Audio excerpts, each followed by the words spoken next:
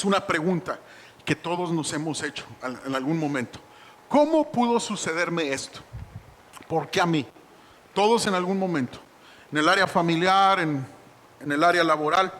Pero mira, Dios tiene una respuesta según su palabra. Hoy vamos a estudiar Génesis capítulo 37 a Génesis capítulo 48. No vamos a leer todos los versos, no te asustes. Vamos a parafrasear la historia de José el Soñador. ¿Cuántos conocen la historia de José el Soñador? ¿Ok? Y vamos a encontrar los versículos claves para ver lo que Dios nos está hablando y ponerlo en práctica. ¿Oras conmigo, por favor? Padre, te damos gracias por tu palabra. A eso venimos, Señor, a buscarte a ti. Padre, ponemos nuestros ojos en ti, en el autor y consumador de nuestra fe. Señor, lo que tú nos pides en tu palabra es que tú ya lo hiciste por nosotros. No hay nada que nos pidas en tu palabra que no hayas hecho por nosotros. Si nos pides, Señor, morir a nosotros mismos, es porque tú diste tu vida por nosotros. Queremos morir al consejo del mundo. Queremos morir a nuestro razonamiento propio. Y queremos obedecer tu palabra, porque la bendición está en la obediencia a tu palabra. En el nombre de Jesús, ayúdanos a poner por obra todo lo que vamos a estudiar en el nombre de Jesús. Amén y amén. Puede tomar su lugar, por favor.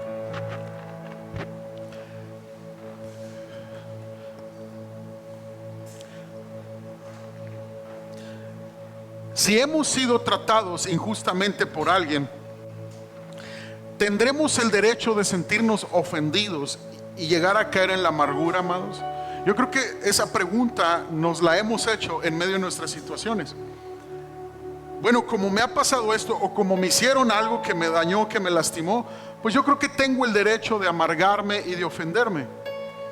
Pero para responder esta pregunta, amados, vamos a estudiar la vida del hijo favorito de Jacob, José. Porque un sueño que Dios le dio a José se convirtió en pesadilla. José era el hijo número 11 de Jacob.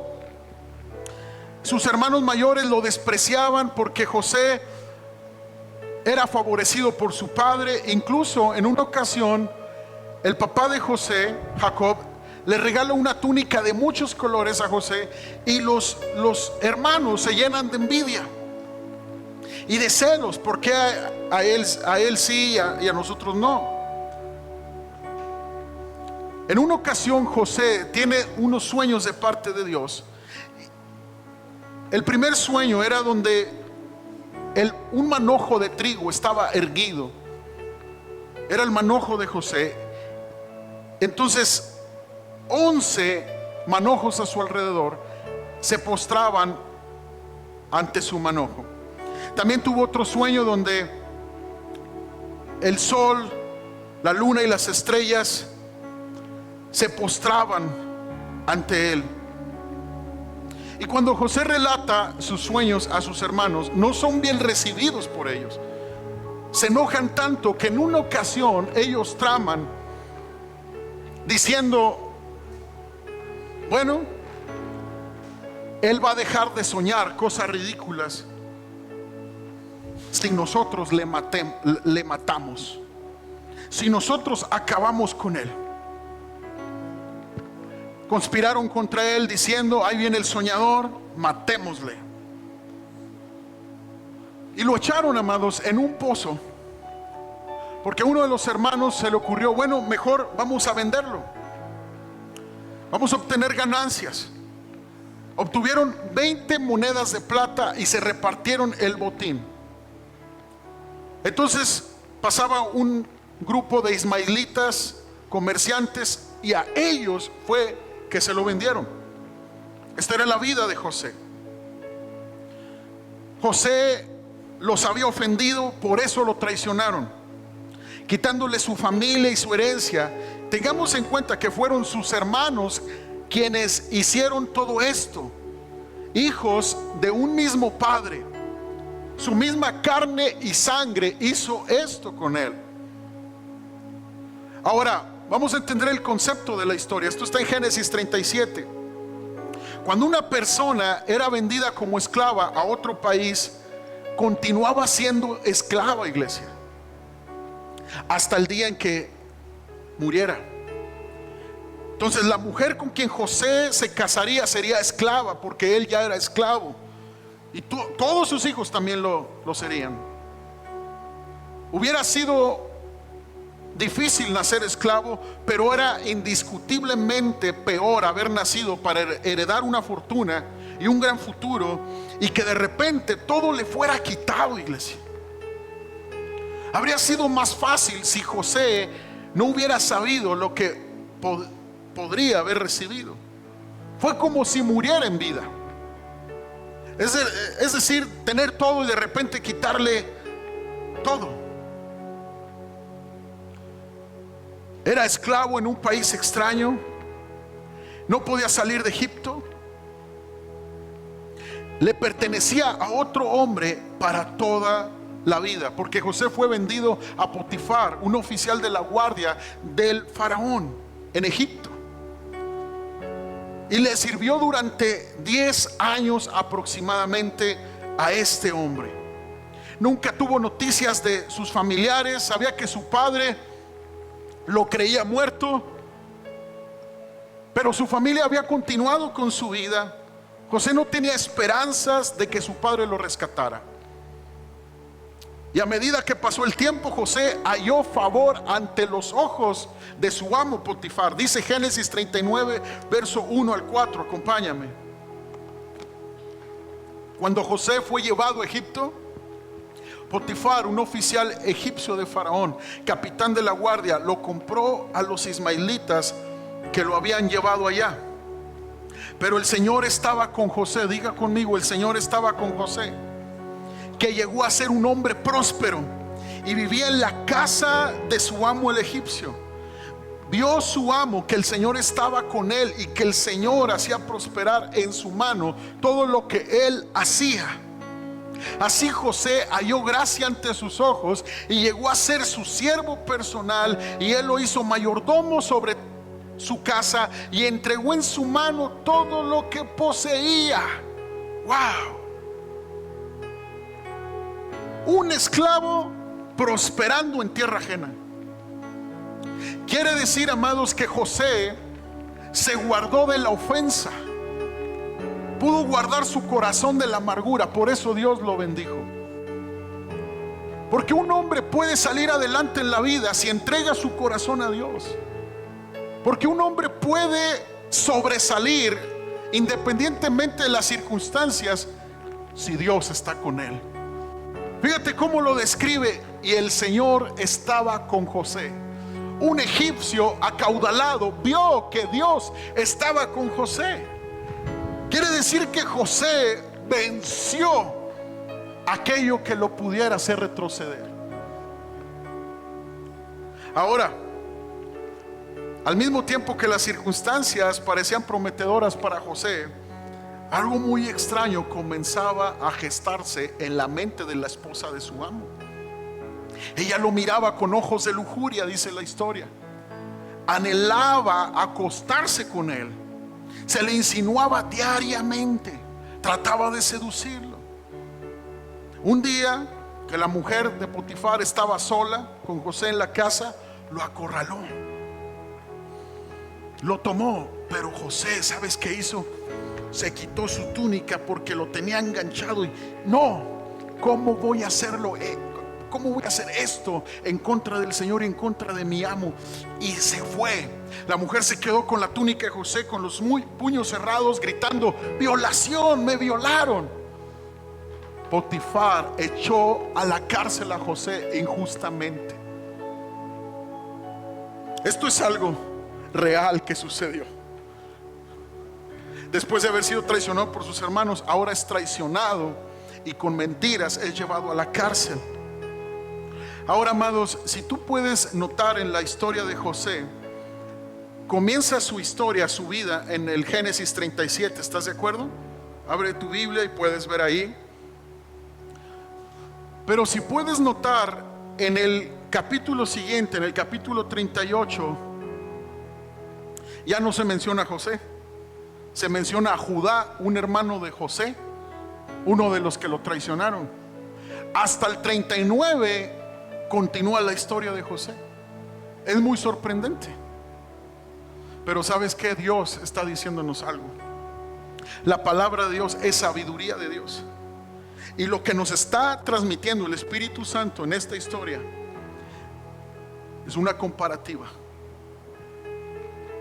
José se guardó en santidad en el Génesis 37. En el Génesis 38, Judá, encendido en sus pasiones, se mete con una prostituta. Y en el 39 continúa la historia de José. ¿Cómo es que un hombre con estas limitaciones, siendo un esclavo en una tierra ajena como era egipcio, siendo él judío, pudo guardarse para Dios a pesar de lo que sus hermanos le habían hecho? ¿Cómo es posible que José, en medio de la traición, guarda sus convicciones por Dios? Y la comparativa con Judá. Judá está pasando algo difícil. Dice que fallece uno de sus hijos. Pero como uno en la situación adversa cae y se desliza, y como el otro en una situación adversa prospera en medio de la dificultad, guardando sus convicciones. Ahora, volviendo con José, la prisión de Faraón no era semejante a las prisiones que hoy conocemos. Eran fosos húmedos que no le entraba la luz del sol, malolientes. Los presos recibían solo pan y agua para que sobrevivieran y así siguieran sufriendo. Entonces José, si hubiera sido egipcio, hubiera tenido posibilidades de salir libre, cumplir alguna condena, pero como era extranjero, era condenado a estar de por vida en ese lugar hasta que muriera. Dice el Salmo 105, verso 18, que José estaba apresado con grillos de hierro.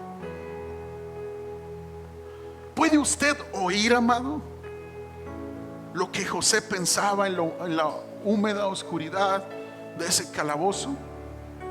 Servía a mi amo con honestidad e integridad durante más de 10 años. Le soy más fiel que su propia esposa. Fui fiel, fui leal a Dios y a mi amo. Me cuidé de la inmoralidad sexual cada día. ¿Y cuál es mi recompensa? ¿Un calabozo? ¿Puedes pensar eso? Parece que cuanto más trato de hacer el bien, peor se ponen las cosas. ¿Cómo puede Dios permitir esto? ¿Cómo me pudo suceder esto? ¿Me habrán robado mis hermanos también las promesas de Dios para mi vida? Los sueños que Dios me había dado. Porque este poderoso Dios del pacto no ha intervenido a mi favor. Así cuida a sus siervos, este Dios que me ama. ¿Por qué yo? ¿Qué he hecho para merecer esto? Yo solo creí que había escuchado hablar a Dios. Yo solo conté mis sueños. Yo solamente quise confiar en mi familia y me traicionaron. Y ahora injustamente estoy en un calabozo. Yo te quiero decir algo, iglesia. José gozaba de una libertad muy limitada en su vida. Esclavo y preso. Pero aún así tenía el derecho de elegir la forma en que respondería a todo lo que le sucedía. Tú tienes el derecho de responder correctamente a todo lo que te suceda en la vida, independientemente de lo que sea. Nadie te la quita. Dios te dio la libertad de escoger. Yo pongo delante de ti el bien y el mal, la bendición y la maldición, la vida y la muerte. Yo te aconsejo pues que escojas vida y bendición para que vivas tú y los tuyos, dice el Señor. Independientemente de tus circunstancias, si tú escoges a Dios, la bendición, vivirás eternamente con Cristo, independientemente de lo que pases de este lado de la eternidad, porque lo que Él ha prometido lo cumplirá, iglesia. Él nos ama, independientemente de lo que pasemos en esta vida. Nadie te puede quitar el derecho de responder a todo lo que te suceda. Dios te lo ha dado. ¿Se ofendería José Sentiría amargura hacia sus hermanos y también hacia Dios. Daría todo por perdido, toda esperanza de que se cumplieran esas promesas que Dios le había dado. Iglesia, yo quiero decirte algo: a Dios no se le escapa nada, nada. Todo está en sus manos. Si tú le has dicho al Señor: Señor, mi vida te pertenece, a Dios no se le pasa nada. Dios está trabajando con tu corazón, formando tu fe, preparándote para la eternidad. Aún en los fracasos como en las victorias, Dios te ama y está contigo. Aun cuando la gente parece darte la espalda, Dios no te da la espalda. Aun cuando aquellos que tú depositaste tu confianza te traicionen, el Señor jamás te dejará. ¿Alguien dice amén a eso? Dale un aplauso al Señor, por favor.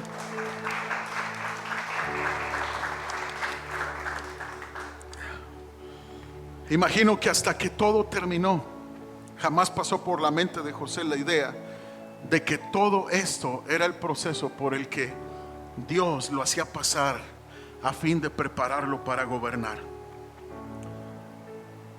¿Cómo utilizaría José su futura autoridad sobre esos hermanos que lo habían traicionado?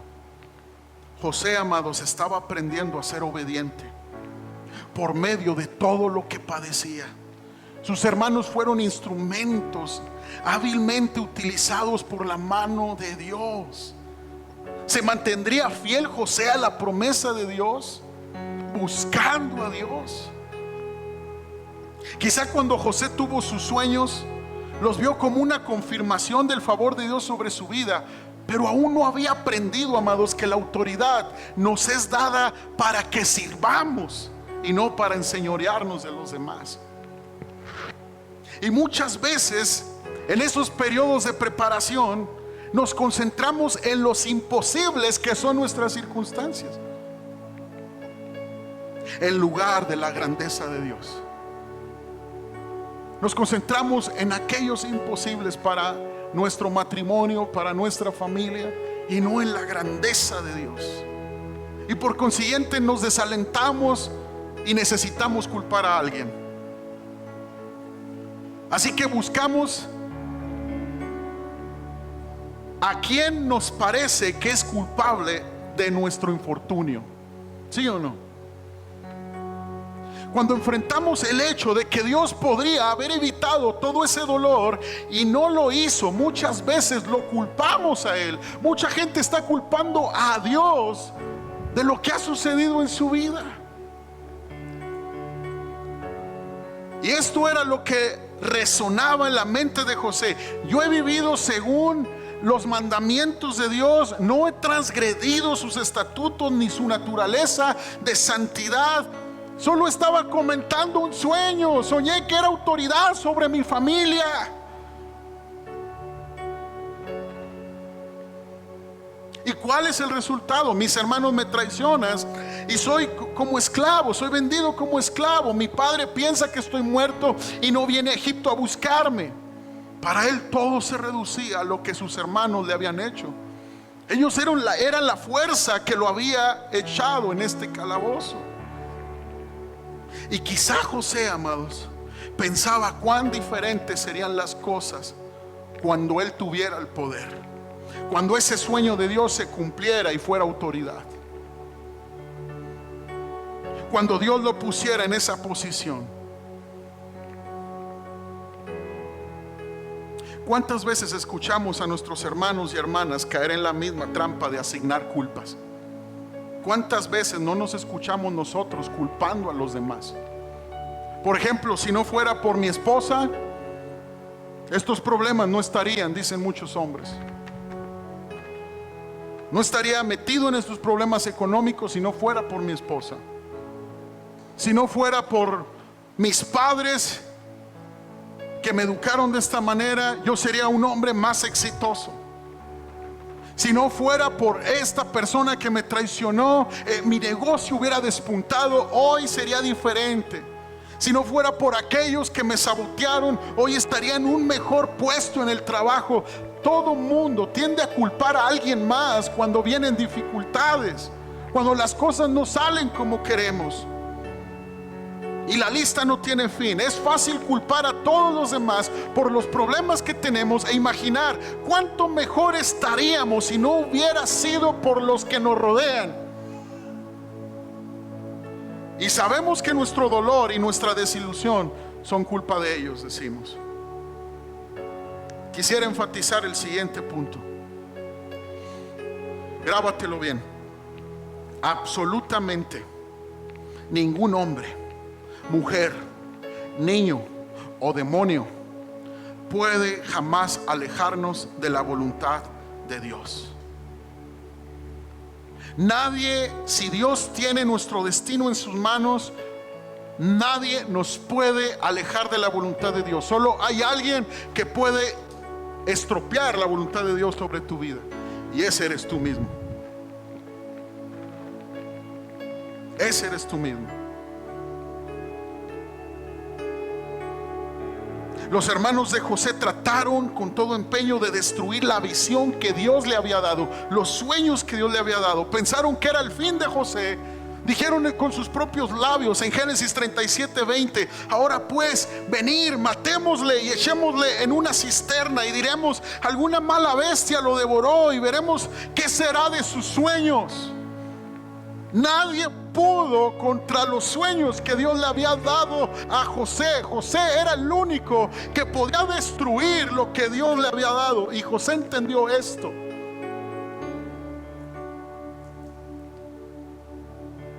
Los hermanos estaban decididos a destruirlo. No se trató de un accidente, fue planeado, fue malintencionado.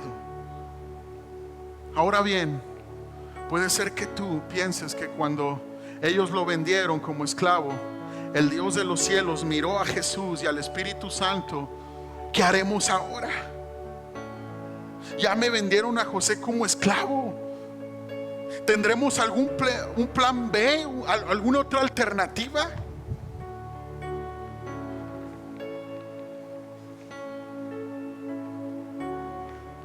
Mira, mi hijo arruinó su vida. Ay, ¿qué voy a hacer ahora con esta persona que está orando a mí, que está clamando a mí? Parece ridículo, amados, pero muchos cristianos así reaccionan ante las dificultades. Acaban de despedir a mi esposo del trabajo. Acaban de despedirlo. Y pensamos, ay, Dios tendrá otra opción. ¿Qué va a pasar con nosotros, amados?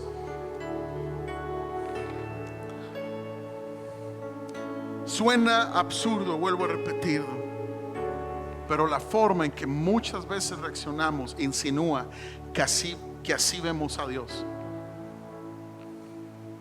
Ahora vamos a ver cómo se comportaría José si estuviera en nuestra iglesia en la actualidad. Si fuera como la mayoría de nosotros, ¿sabes tú qué estaría haciendo? Planeando su venganza. Se consolaría pensando, cuando sea autoridad, me las van a pagar. Cuando se cumple el sueño de Dios en mi vida, entonces voy a brillar y ellos van a ser escarmentados. Si José fuera como muchos de nosotros en nuestros pensamientos y en nuestro corazón. Pero no obstante, si José hubiera tenido esa actitud, amados, Dios lo habría dejado para que se pudriera en el calabozo. Por eso lo sacó aún de la cárcel, porque en su corazón él venció la amargura, porque en su corazón él era diferente, amados. Él honraba a Dios. Porque si hubiera salido de ahí con ese motivo, ¿sabes qué habría hecho José? Habría matado las cabezas de las 10 tribus de Israel. Y esto incluiría la de Judá, amados, cuyo linaje viene nuestro Señor Jesucristo. Hubiera matado a las 10 cabezas de las 10 tribus de Israel que entraron a Egipto, amados, cumpliendo la profecía que de Abraham nacería una gran nación, la cual nos daría el Mesías Jesucristo. Amados, cuando aprendemos a ver a Dios más grande que nuestras circunstancias, seremos incluidos en sus grandes planes. Él es el protagonista, Él es el fundamento de nuestra fe. Dios es más grande que nuestro terreno donde nos movemos, que nuestro problema en lo cual estamos atravesando. Si tú te atreves a guardar tu corazón de la ofensa y de la amargura, escúchame bien, Dios se va a glorificar, sea lo que esté sucediendo en tu vida, no importa, Dios te levantará. Amados, ¿podría ser aún peor esto? Porque la prisión fue un tiempo en el que José fue duramente zarandeado, pero también resultó un periodo de oportunidades. Había dos prisioneros, amados, los cuales tuvieron dos sueños muy fuertes y José los interpreta. Uno recuperaría su puesto al lado de Faraón y el otro sería ejecutado. Se cumplen los sueños y el prisionero que recupera su puesto con Faraón le promete a José: cuando salga José de esta prisión, le voy a hablar a Faraón de ti. ¿Y sabes qué pasó? Durante 2 años este hombre se olvidó de José y no le dijo nada a Faraón. Otra oportunidad para ofenderse y amargarse. Pero ¿sabes qué sucedió? Génesis 39, verso 21 y 23 dice: pero el Señor estaba con José. Di conmigo fuerte: pero el Señor estaba con José. Le extendió su misericordia y le concedió gracia ante los ojos del jefe de la cárcel. El jefe de la cárcel confió en mano de José a todos los presos que estaban en la cárcel, y de todo lo que ahí se hacía, él era el responsable. El jefe de la cárcel no supervisaba nada que estuviera bajo la responsabilidad de José, porque el Señor estaba con él, y todo lo que él emprendía, el Señor lo hacía prosperar. En la cárcel, amados, tus circunstancias no definen tu estado espiritual ni emocional. Qué bendición contar con esa paz interior en la cárcel, esa salud emocional y espiritual en la cárcel. Muchos de nosotros estamos buscando la situación ideal, el momento adecuado para creerle a Dios, para disfrutar la vida plena a la que nos ha llamado. Dice la palabra que al viento observa, nunca sembrará y por lo tanto no cosechará. No estés esperando mejores tiempos para restaurarte como familia. No estés esperando que te vaya bien económicamente para rendirte al Señor. No estés esperando que todo salga como tú quieres para realmente amar a Cristo, amados. Como esclavo y como preso, el Señor estaba con José y todo lo que hacía prosperaba. Me encanta esta vida. Me encanta que Dios levante de nuestros hijos a Josés. Que Dios levante esta generación, esta iglesia como José. Que no estemos esperando mejores tiempos para hacer lo que tenemos que hacer. Que nuestra vida no dependa de nuestras circunstancias, que dependa de Dios. Dios siempre tendrá un plan, iglesia. Dios siempre tendrá un plan. Llegó un momento en que Faraón tuvo un sueño. Él sueña con 7 vacas gordas y luego 7 vacas flacas, y las 7 vacas flacas se comían a las 7 vacas gordas. Entonces José pregunta a sus magos, el faraón, pregunta a sus magos y a sus sabios qué significaba este sueño. Nadie pudo contestarle. Entonces aquel compañero de prisión, ese copero del rey, le dice al faraón: Faraón, yo sé quién puede interpretar sueños. Hay un hombre que Dios está con él, está en la cárcel, tráiganmelo. Y lleno de la sabiduría de Dios y de la gracia de Dios, José le dice: Faraón, el sueño significa que viene 7 años de mucha abundancia en Egipto, pero después de esos 7 años vienen 7 años de pobreza y de miseria, de hambre sobre la tierra.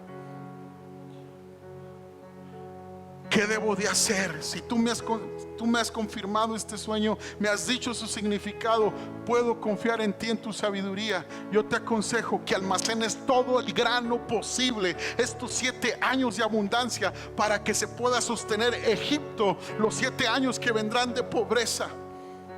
¿Saben una cosa, varones?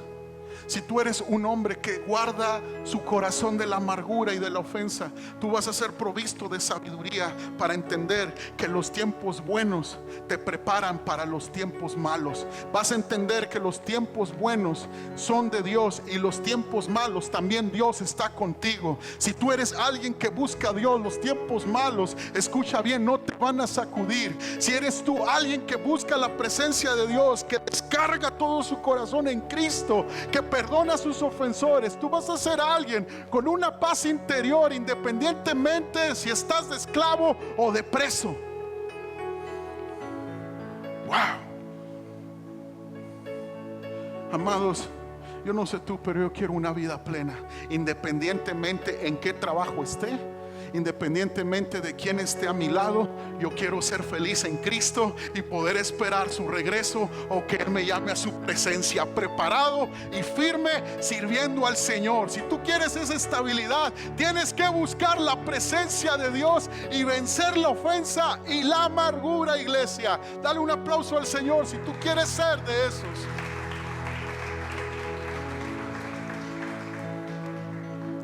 Luego, cuando la hambruna predicha atacó a todas las naciones vecinas, ¿sabes qué pasó? José recibió el cargo de ser el segundo al mando en todo Egipto. Le dice el faraón: ¿en quién puedo confiar más que en ti para que haga esa labor? Tú encárgate de construir los graneros, tú encárgate de construir todos los hilos, y tú organiza todo. Y José empieza como el segundo al mando en la primer potencia mundial en la antigüedad, Egipto. El hombre que había sido menospreciado por sus hermanos de sangre, el hombre que había sido esclavo en casa de Potifar, tratado injustamente, llevado en el calabozo, el preso que estuvo ahí, ahora como gobernante de todo Egipto. Si tan solo pudiéramos entender, amados, y abrazar el corazón de Dios en esta tarde, que para Dios no hay nada imposible.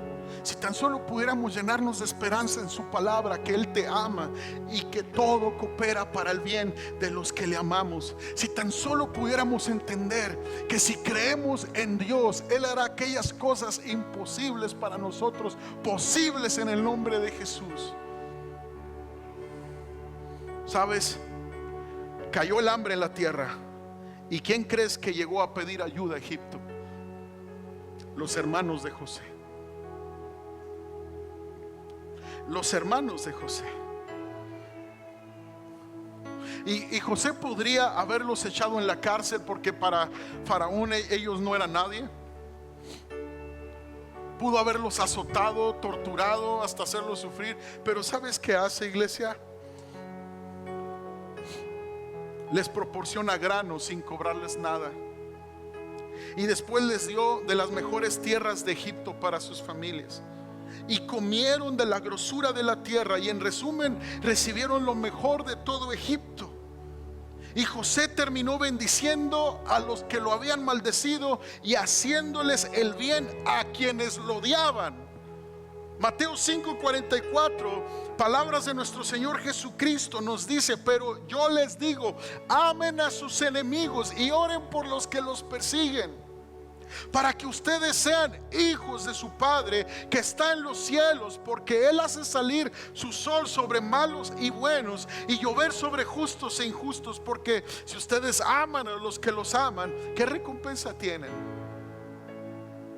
¿No hacen también los mismos los recaudadores de impuestos?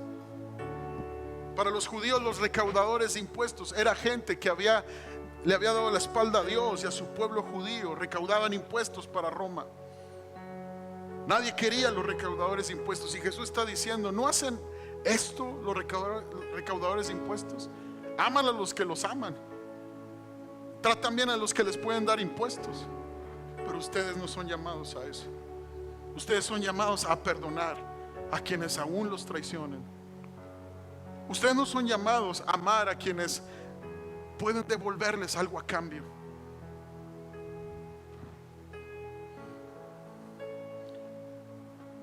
Y si saludan solamente a sus hermanos, ¿qué hacen más que otros? ¿No hacen también lo mismo los gentiles? ¿Quiénes son los gentiles? Aquellos que no tenían nada que ver con el pacto con Dios, aquellos que no son judíos. Tú y yo entramos en eso. No conocíamos a Dios, somos hechos parte del pueblo de Dios, de la familia de Dios a través de Cristo. Pero así era nuestra vida. Le hacíamos un favor a aquel que nos había hecho el favor. Así opera el mundo. Pero en el reino de Dios es diferente. En el reino de Dios podemos amar a aquellos que nos han lastimado y perdonarles y bendecirles. En el reino de Dios podemos servir aún a aquellos que nos hacen mala cara. En el reino de Dios podemos disfrutar de un matrimonio que puede perdonarse y olvidar todo lo que está atrás. En el reino de Dios los hijos pueden perdonar a sus padres y los padres a los hijos, sin importar la historia, sin importar. Un hijo puede estar agradecido con un padre, un hijo puede estar agradecido con su madre, independientemente de cómo es la mamá, de cómo es el papá. Dios sabía lo que los hermanos de José iban a hacer antes de que lo hicieran, amados. Y en realidad el Señor sabía que lo harían antes de que cualquiera de ellos naciera. Génesis 45, verso 4 y 8, en el encuentro de José con sus hermanos, dice: y José dijo a sus hermanos: acérquense ahora a mí. Y ellos se acercaron y les dijo: yo soy su hermano José, a quienes ustedes vendieron a Egipto. Ahora pues, no se entristezcan ni les pese el haberme vendido aquí, pues para preservar vidas me envió Dios delante de ustedes. ¿Me envió quién? Dios. Dios. Ningún demonio, amados, tiene la autoridad de romper el propósito de Dios para tu vida. Solo tú puedes frustrar los planes de Dios con tu desobediencia y amargura. Dios me envió para preservar vidas. Por eso estoy delante de ustedes. José era parte de un propósito mayor, porque en estos 2 años, dice, ha habido hambre en la tierra y todavía quedan otros 5 años en los cuales no habrá ni siembra ni siega. Dios me envió delante de ustedes para preservarles un remanente en la tierra y para guardarlos con vida mediante una gran liberación. Ahora pues, no fueron ustedes los que me enviaron aquí, sino Dios. Él me ha puesto por padre de Faraón y señor de toda su casa y gobernador sobre toda la tierra de Egipto. Amados, si José no hubiera entrado a Egipto, no hubiera sobrevivido la familia de Jacob, la familia de Israel. No hubiera sobrevivido Judá, del cual linaje viene Jesucristo. Cuando tú te niegas a perdonar, tú estás cortando con muchas relaciones que en el futuro pueden bendecir tanto tu vida y edificar tu vida. Cuando un hijo no perdona a su padre, en el futuro sus hijos no lo perdonarán a él. Se corta una bendición de padres con hijos, de hijos con padres. El libro de Malaquías, antes del oscurantismo, porque fueron 400 años de oscuridad en lo que el profeta del Antiguo Testamento, el último profeta, Malaquías, profetizó. Fueron 400 años hasta que volvió a hablar Dios a través del profeta, anunciando el nacimiento del Señor Jesucristo. Antes de eso se levanta Malaquías y dice: yo haré volver el corazón de los padres hacia los hijos y el de los hijos hacia los padres, no sea que hiera la tierra con maldición. Cuando no hay restauración familiar, cuando no hay restauración, no hay perdón, y nos embargamos ahí, nos anclamos con la ofensa, con la amargura, hay maldición, amados.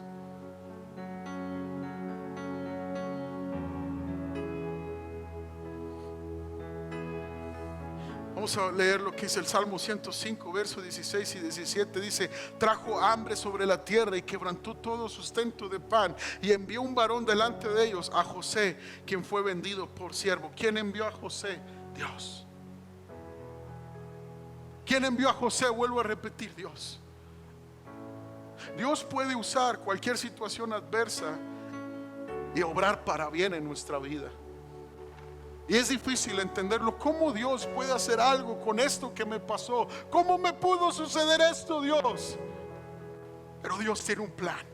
Siempre Dios tendrá un plan. Siempre Dios es más grande que mi dolor. Siempre Dios es más grande que mi abandono. Siempre Dios es más grande que las traiciones. Siempre Dios es más grande que la injusticia que me sucedió.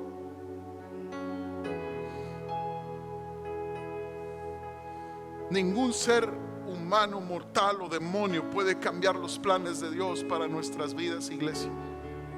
Si nos aferramos a esta verdad, la verdad nos hará libres. Hay una sola persona que puede sacarnos de la voluntad de Dios, y somos nosotros mismos. Vuelvo a repetir por tercera vez: tú eres responsable de tu vida. No eres víctima de tus circunstancias. Si el mundo y la cultura de este mundo nos ha enseñado la autolástima, pobrecito de mí, pobrecito de lo que me pasó, soy desdichado, no puedo salir adelante, el Señor te dice: hija mía, hijo mío, tú eres responsable. Decide. Pongo delante de ti el bien, el mal, la vida y la muerte, la bendición o la maldición. Escoge la vida y la bendición. Iglesia, sé responsable y escoge la vida. Decide tú cómo responder a tus circunstancias. Tienes el derecho, el Señor te lo ha dado. Tienes el derecho de quedarte en el calabozo frustrado, amargado, o creerle a Dios y Él te sacará del calabozo con un corazón puro, que corren ríos de agua viva de tu interior para alabar a Dios y amar a tu prójimo. ¿Alguien dice amén a eso? Yo quiero ese tipo de vida. Salir del calabozo, salir de las circunstancias con un corazón puro y glorificar a Dios, amados. Muchas personas han estado sirviendo fielmente al Señor y han soportado situaciones muy difíciles en su vida. Pero cuando tal vez alguien los ha tratado mal, no obstante, al ofenderse, solo están cumpliendo el propósito del enemigo, que desea sacarlos de la voluntad de Dios. Si nos mantenemos libres de las ofensas, permaneceremos dentro de la voluntad de Dios. Si nos ofendemos, seremos tomados cautivos por el enemigo para cumplir su propósito y su voluntad. Tú eliges, porque es mucho más beneficioso mantenerse alejado de las ofensas. Es mucho más de bendición ser libre de la amargura que estar en amargura. Amados, siempre tomemos en cuenta esta exhortación. 1 Corintios 10:13 dice: no les ha sobrevenido ninguna tentación que no sea común a los hombres. Fiel es Dios, que no permitirá que ustedes sean tentados más allá de lo que pueden soportar, sino que con la tentación proveerá también la vía de escape, a fin de que puedan resistirla. Notemos lo que dice: la vía de escape. Entonces Dios ya ha visto todas las circunstancias adversas que te pueden pasar en esta vida. Él es fiel y siempre te dará la salida, te dará la vía de escape. Y el camino para el cumplimiento de los propósitos de Dios va a ser esa vía de escape. Esa vía de escape jamás será cobardía, jamás será renegar de Dios, jamás será negar a Dios en prisión o de esclavo, jamás será amargarte delante de Dios, jamás será darle la espalda a tu familia sin perdonar, renunciar a todo aquello que Dios te ha dado por hacer, por ofenderte. Esa vía de escape no es. ¿Sabes cuál es la salida ante una prueba, ante una tentación? ¿Sabes qué es la salida misma? Es Dios. Es tu refugio, es Dios. Tu refugio no son las personas, tu refugio es Dios. El refugio de José no fue ese compañero en el calabozo, no fue el jefe de los carceleros, no fue Potifar. El refugio de José no fueron ni mucho menos sus hermanos, fue Dios. No esperes más de la gente, amados, espera todo de Dios.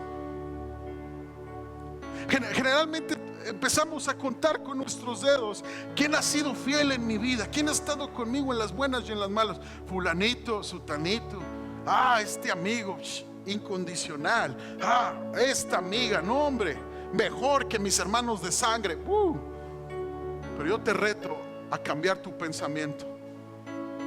¿Quién de los que me conocen puede contarme como su mejor amigo leal y fiel? ¿Quién puede decir: Andrés Bernal es uno de mis íntimos, ha estado conmigo en las buenas y en las malas? Siempre tendemos a buscar: denme, ayúdenme. José era diferente. Yo quiero honrarte, Señor. Yo quiero que mis enemigos me cuenten: alguien me mostró el amor de Dios y fue mi hermano José. Me mostró la misericordia de Dios. Deja de esperar de las personas y espera todo de Dios, o vivirás ofendiéndote todo el tiempo, desilusionado. Esa no es vida. Dios quiere que disfrutes la vida plena que el Evangelio trae para ti, libre de la ofensa, libre de la amargura, perdonando cuando tienes que perdonar. Iglesia, no somos el centro de la historia. El centro, ¿ya te fijaste que no era José? Hubo un proceso para que él lo entendiera. El sueño, él estaba en el centro. Su manojo era más grande, estaba en el centro. Los manojos de sus hermanos se postraban ante él, pero él no era el centro. El centro era que la vida de la familia de José se preservara, porque de ahí surgiría el Mesías. Tú no eres el centro, es Dios. Y si Dios está en el centro, ahí hay vida y hay bendición. Dale un aplauso al Señor, por favor.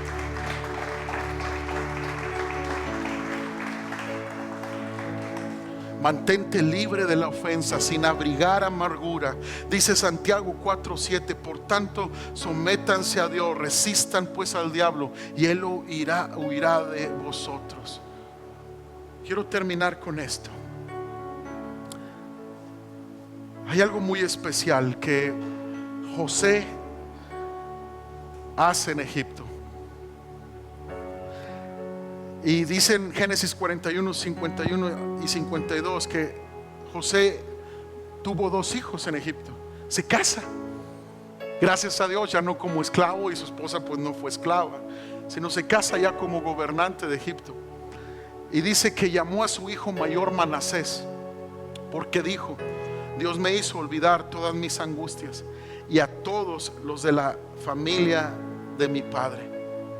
José llamó a su segundo hijo Efraín, porque dijo: Dios me hizo fructífero en la tierra de mi aflicción. Amados, primero fue Manasés. Primero nació Manasés y luego Efraín.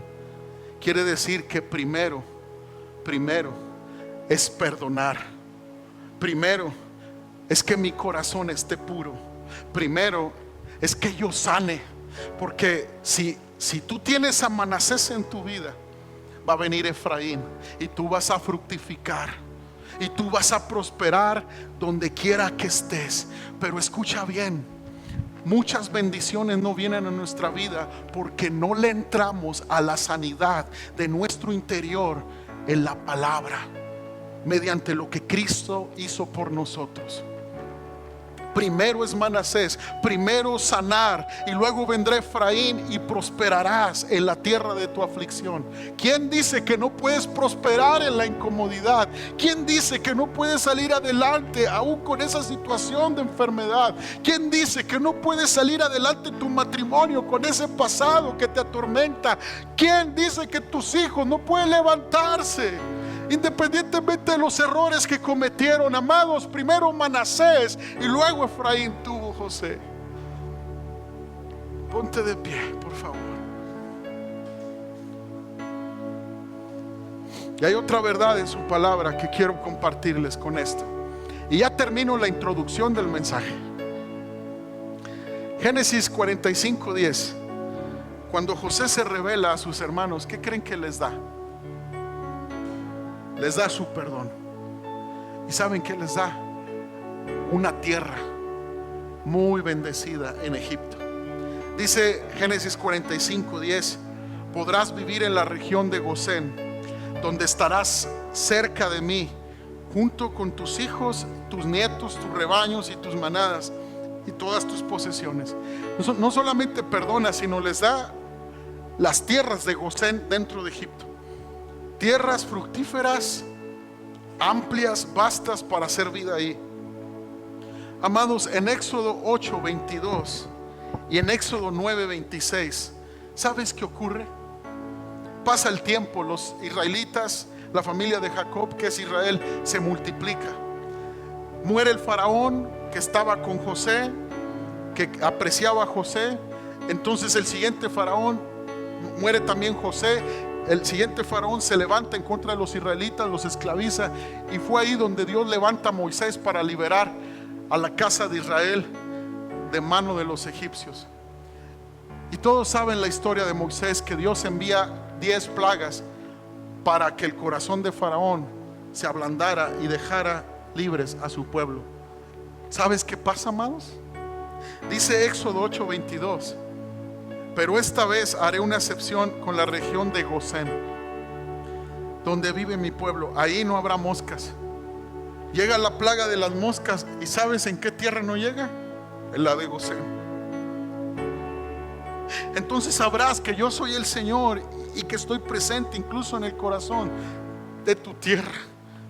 Y luego en el Éxodo 9:26, Dios envía granizo para escarmentar a los egipcios y que dejaran ir al pueblo, la familia de Israel, a la familia de José. Y dice, el único lugar donde no cayó granizo fue en la región de Gosén, donde vivía el pueblo de Israel. Amados, Dios nunca envió plagas a la tierra de Gosén. ¿Sabes por qué? Porque Dios bendice la tierra de perdón. Dios bendice las casas de perdón. Donde hay perdón, Dios bendice los corazones que se perdonan. Dios bendice ahí. No habrá plaga en los matrimonios que se perdonan. No habrá plaga en los hijos que perdonan a sus padres. Les irá bien en la vida, dice la palabra. Honra a tu padre y a tu madre, y te irá bien en la vida, y tendrás largura de años en la tierra. Donde hay una tierra de perdón, el Señor se va a glorificar. Una iglesia que nos perdonamos mutuamente, no nos tocará la plaga, amados. Tenemos que vivir a Cristo y experimentarlo dentro de nuestros corazones, dentro de nuestros hogares. Amados, tierra de perdón siempre traerá bendición. Levanta tus manos y dile: gracias, Señor, porque no se te escapa nada. No se te escapa nada, mi Dios. Y como tú nos has perdonado, somos llamados a perdonar, Señor. Gracias porque tú escribiste este libro, Padre, y todo lo que está ahí, Señor, es para ejemplo nuestro. Queremos ser como una generación de José, Dios.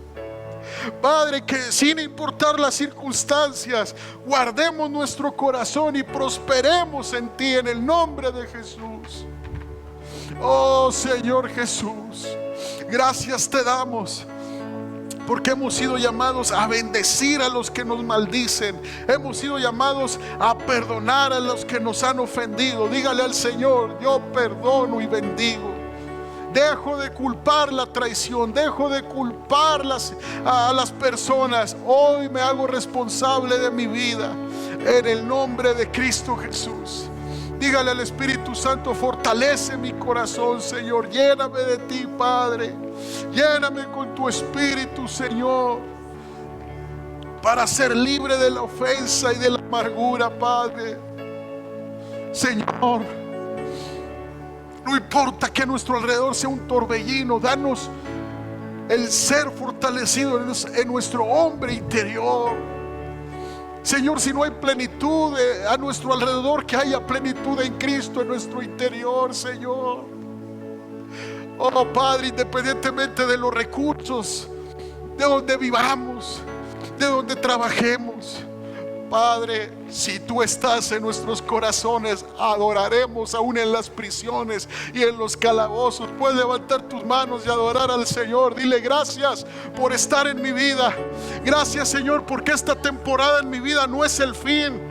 Tú me vas a levantar y me vas a llevar a otro nivel, Señor, de comunión contigo, de bendición, porque mi vida está destinada a ir de victoria en victoria, de triunfo en triunfo, en el nombre de Cristo Jesús. Dale un aplauso al Señor. Él fortalece nuestro corazón.